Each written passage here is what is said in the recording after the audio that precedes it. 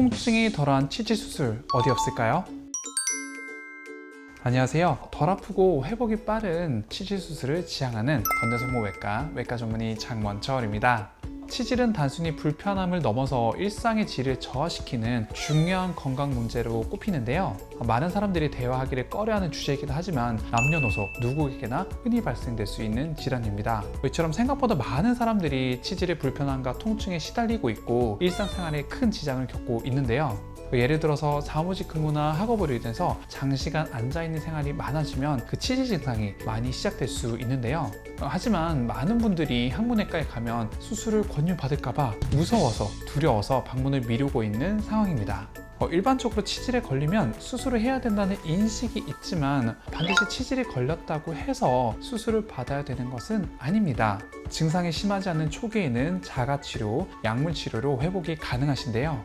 그런데 이런 보존적인 치료는 한계가 있는 것도 사실입니다. 먼저 치질에 대해서 좀 더 자세히 알아보도록 하겠습니다. 치질이란 크게 치핵, 치열, 치루로 구분됩니다. 치질은 항문 내부의 혈관이 부풀어 오는 것, 흔히 치질로 불려집니다. 치열은 항문 주변에 생긴 작은 찢어짐이나 균열을 의미하며 항문 통증과 출혈을 유발합니다.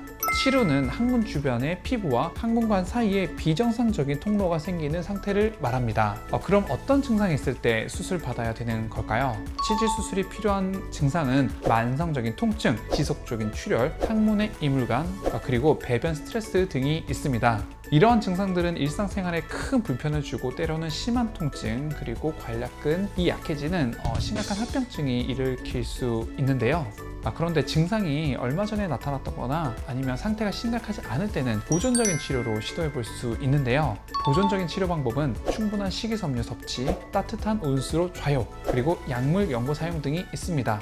그런데 보존적 치료로 회복이 되지 않는 상태라면 만성적으로 이어졌을 가능성이 크고 또 이런 경우에는 수술 또는 시술을 고려해 볼 수 있겠는데요. 참고로 저희 건대성모 외과에서는 통증이 덜하고 일상 회복이 빠른 비절개 레이저 치질 수술을 지향하고 있습니다.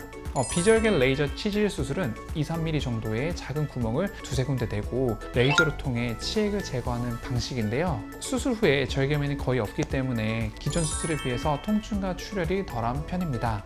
그러나 모든 환자분들께 적용할 수 없는 수술법이기 때문에 자세한 상담을 통해 알아보시면 되겠습니다. 지금까지 여러분의 아픔을 함께하고 해결해드리는 건대성모 외과 전문의 장원철이었습니다. 저희 병원은 건대육구역 6번 출구 바로 앞에 위치하고 있고 유튜브에서 하이닥터장이라는 이름으로 여러분과 함께 소통하고 있습니다. 지금까지 시청해주셔서 너무 감사합니다.